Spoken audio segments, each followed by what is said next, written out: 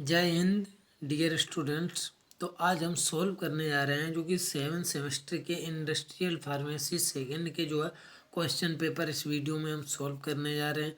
तो आप सभी जो है 4th यूनिट जो है इंडस्ट्रियल फार्मेसी के उसके क्वेश्चन पेपर हम सॉल्व करेंगे और 2 मार्क के ये क्वेश्चन है और ये यूनिट 4 के, तो ये इम्पोर्टेंट क्वेश्चन है। तो welcome to my YouTube channel helpful pharma में।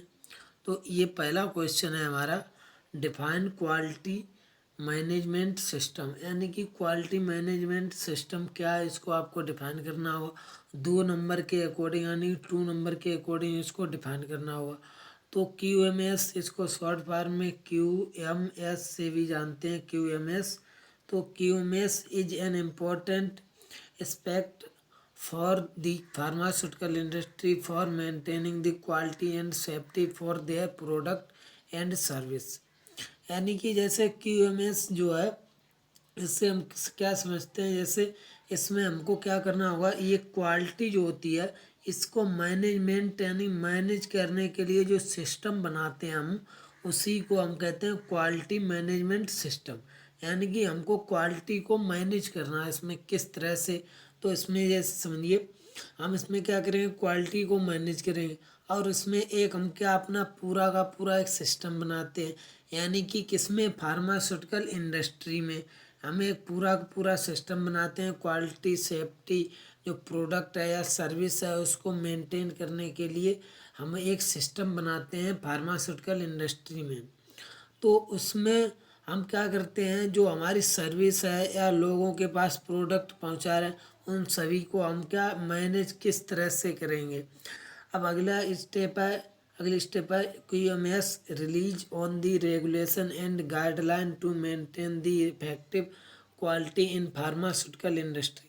यानी कि जो क्वालिटी है फार्मास्यूटिकल इंडस्ट्री में किस तरह से इफेक्टिव होगी उसको मेंटेन करने के लिए जो गाइडलाइन या रेगुलेशन जो बनाई गई है उसको हम रिलाइज करेंगे किसमें, QMS में, यानी क्वालिटी मैनेजमेंट सिस्टम में। तो 2 नंबर के अकॉर्डिंग इतना आपको लिखना इम्पोर्टेंट है। तो अगला क्वेश्चन है हमारा, to define TQM and its exam elements. यानी TQMs क्या है और उसके एलिमेंट्स आपको लिखने। तो TQMs की जो फुल फॉर्म है टोटल क्वालिटी मैनेजमेंट, ये इसकी हो गई full form total quality management. अब ये क्या होता है, it is continuous quality improvement in the areas of product or service, employer employee relation and consumer business relation। इसमें हम क्या समझते हैं, जैसे जो कंटिन्यूअस जो क्वालिटी होती है, कंटिन्यूअस क्वालिटी को इम्प्रूव करने के लिए हम क्या काम करते हैं, जैसे प्रोडक्ट हो गया, सर्विस, और सर्विस को या एम्प्लॉयर जो है क्वालिटी को किस तरह से हम इसकी क्या करें, इम्प्रूव करें। जो क्वालिटी होती है सब प्रोडक्ट की उसको हमको इम्प्रूव करना होगा इसमें। जो कि TQM है उसको मेन फंडा यही होता है कि जैसे जो हम काम कर रहे हैं वो किस तरह से हमको इम्प्रूव करना है। यानी कि इम्प्रूव का मतलब जैसे आपने कोई काम किया पहले बार में आपने अच्छे से, आप जैसे पढ़ाई कर रहे हैं तो आपने क्या, पहले आपके नंबर आए 100 में से 63, फिर आप क्या करेंगे कि हम इस तरह से पढ़ाई इम्प्रूव यानी कि कुछ बदलाव करें इसमें, जो कि हमारे 63 से या तो 73 हो जाए या फिर 85 इतने 100 में से आए। तो इसी को हम क्या कहते हैं, इम्प्रूव। यानी कि आपने पहले से जो बदलाव किया है उसी को हम इम्प्रूव कहते हैं। तो हमारे जैसे हम इंडस्ट्री में कोई काम यानी कि प्रोडक्ट बना रहे हैं तो वह अच्छा बना और उसमें टाइम लगा, तो हम क्या करेंगे उसी प्रोडक्ट को कम समय में उससे भी अच्छा बनाने के लिए उसमें हम इम्प्रूव करेंगे। तो इसी को हम कहते हैं इम्प्रूवमेंट करना। और इसके एलिमेंट क्या है, जैसे फाउंडेशन हो गया, फाउंडेशन में इसके 3 आते हैं, एथिक्स, इंटीग्रेटेड ट्रस्ट। अब बिल्डिंग ब्रिक्स हो गया, इसमें आते हैं 4, जैसे 3 आते हैं, ट्रेनिंग, टीम वर्क और लीडरशिप। ये इसके क्या एलिमेंट। और नंबर 3 एलिमेंट बिल्डिंग मॉरटल कम्युनिकेशन इसके अंतर्गत आता है। और जो रूट्स होता है इसमें रिकग्निशन होता है। तो ये आपको एलिमेंट जो है इम्पोर्टेंट हैं, ये लिखने होंगे ये हर बार, यानी कि पिछली बार ये जो है 2021-22 में क्वेश्चन आया था, तो इसीलिए आपको इसको लिखना होगा यानी समझना भी हो, तो ये इम्पोर्टेंट क्वेश्चन है। अब अगला क्वेश्चन हमारा राइट प्रिंसिपल ऑफ TQMS, यानी कि टोटल क्वालिटी मैनेजमेंट की हमको क्या करनी होगी, जो अब प्रिंसिपल लिखना होगा। तो जो टोटल क्वालिटी मैनेजमेंट होता है, producing quality work for the first time, यानी कि जो क्वालिटी वर्क है उसको हम क्या करेंगे, प्रोड्यूस करेंगे फर्स्ट टाइम, यानी कि पहली बार जब हम पहले समय कुछ बनाएंगे तो उसमें जो वर्क क्वालिटी होगी उसको हम बदलेंगे, यानी कि पहले से कुछ अच्छा इम्प्रूव करेंगे। फोकस ऑन दी कस्टमर, और जो कस्टमर है उसके ऊपर, यानी कस्टमर किस तरह से प्रोडक्ट को अचीव यानी कि प्राप्त करना चाहता है, कौन सा प्रोडक्ट किस रूम में, तो उसको हम क्या कर रहे हैं, उसके ऊपर हमको फोकस करना चाहिए।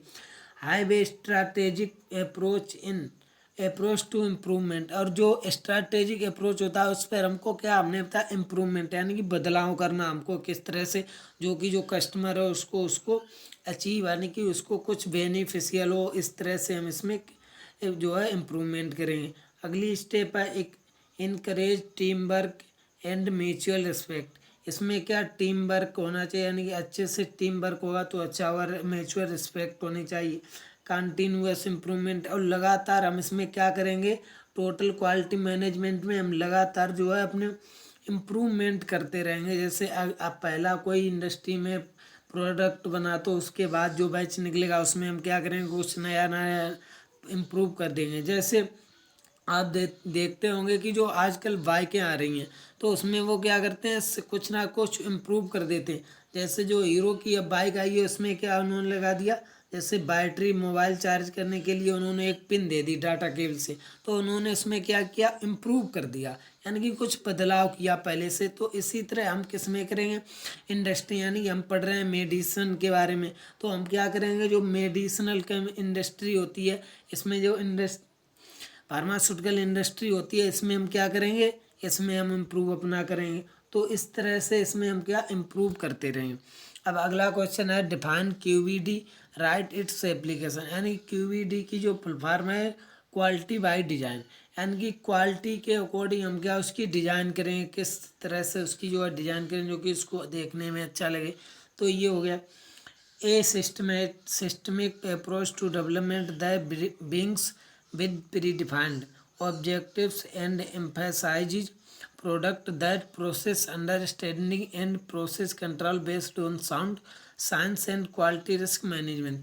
इसमें हम क्या करेंगे, इसमें जैसे क्वालिटी बाय डिजाइन है, इसमें हम क्या करेंगे कि जो कोई चीज़ हम क्या करें बड़े पैमाने पर हम करने जा रहे हैं या करने चाहता हैं, जैसे करने बनाने चाहते हैं, तो जैसे हम कोई चीज़ को बड़े काम में करना चाहते हैं तो उससे पहले हम क्या करें, उसका एक मॉडल तैयार करें।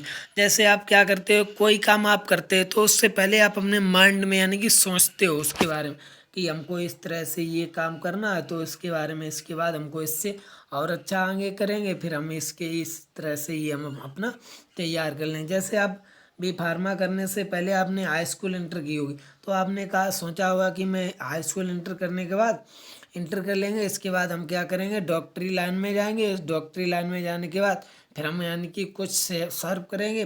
तो इस तरह से आपने भी एक मॉडल यानी कि आपने एक गोल अपने माइंड में तैयार किया, तो इसको हम क्या करेंगे, इसका भी एक हम मॉडल यानी कि छोटे रूप में मॉडल तैयार कर लेते हैं, डिजाइन के उसी डिजाइन का जो है मॉडल तैयार कर लेते हैं।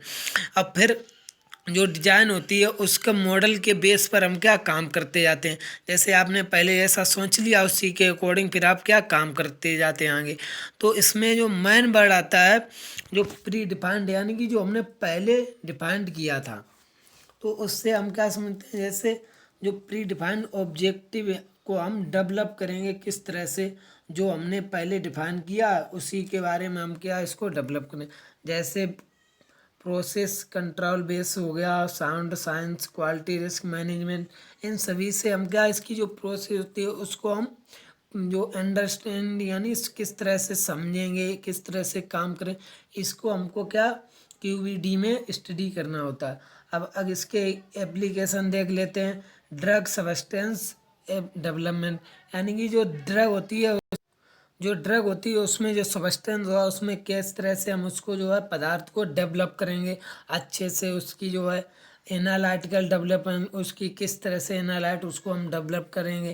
फार्मूलेशन, किस तरह से उसके हम क्या क्या प्रोडक्ट मिलाएंगे जो कि फार्मूला एक तैयार करेंगे। उसको फार्मास्यूटिकल मैन्युफैक्चरिंग यानी कि जो इंडस्ट्री में जो फार्मास्यूटिकल है उसकी किस तरह से हम मैन्युफैक्चरिंग करेंगे। क्लिनिकल ट्रायल आप जानते ही होंगे, जैसे आप जो ड्रग होती है